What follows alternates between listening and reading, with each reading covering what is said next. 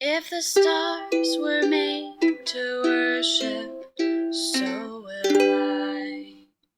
Welcome to your reading from week 41, day 5 of Dr. DeMay's Musings.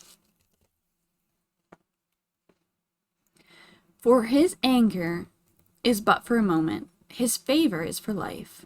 Weeping many endure for a night, but joy comes in the morning. Psalm 30, verse 5. Happy Friday. We're looking at these two long 400-year periods of time when God seems to be missing in action as far as his plan of salvation is concerned.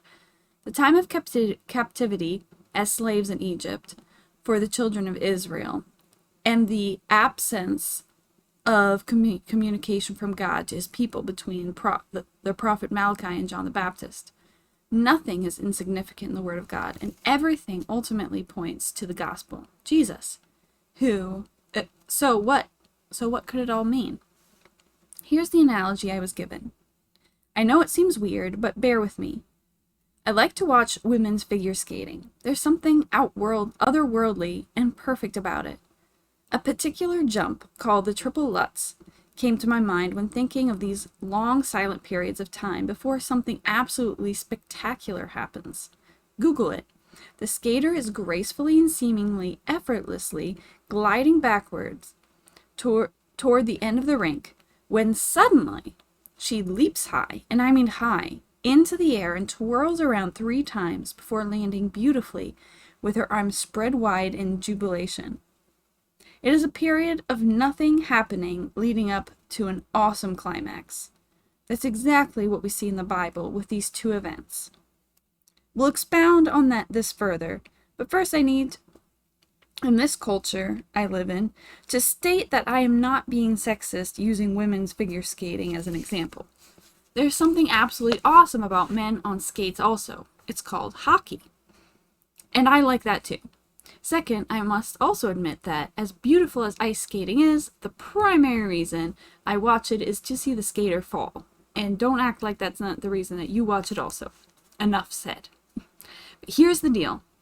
Remember, the universe is watching, and these two prolonged periods will prove to them that the ultimate salvation of humankind would have nothing to do with humankind. The children of Israel, heirs of believing Abraham, would turn their backs on their God, except for Joseph, who is a type of Christ, and not believing him for his provision and protection. They will end up slaves in a foreign land. Centuries later, their descendants, even after having been given the law and the prophets and the priests and the temporary atonement for their sins, would completely reject his love and mercy, holding on instead to the letter of the law, which was death. It was as if, in both instances, God was completely forgotten. But look at the opening verse for this morning. What would that joy be after these periods of abject darkness? You know, I could be rude and wait until Monday, but yeah, I will be that and do that. But it's really good, so have a great weekend.